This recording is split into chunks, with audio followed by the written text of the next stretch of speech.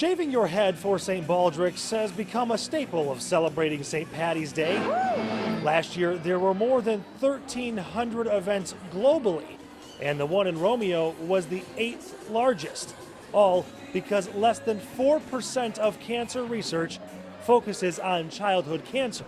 They want to fill that funding gap by getting people to shave their head in solidarity with kids who lose their hair during cancer treatment so that we can raise awareness for the drastic lack of funding, but also raise some real research dollars at the same time. Raising research dollars one trim at a time. There were fun designs, those who likely needed a haircut anyway, and kids, lots and lots of kids, young kids, old kids, groups of kids. Smile, say hi! Kids who might be having second thoughts. I'm just really excited.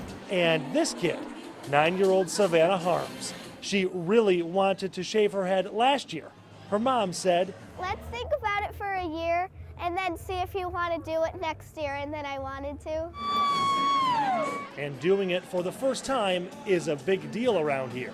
You can watch them go up there with that hesitation and that pause, a bit of emotion, and then all of a sudden you see like this really positive energy flow.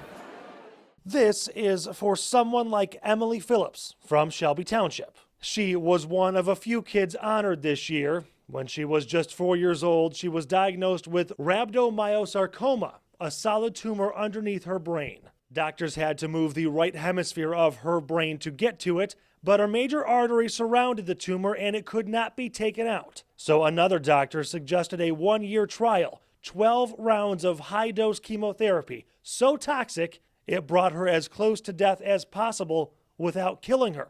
Then 28 days of radiation therapy.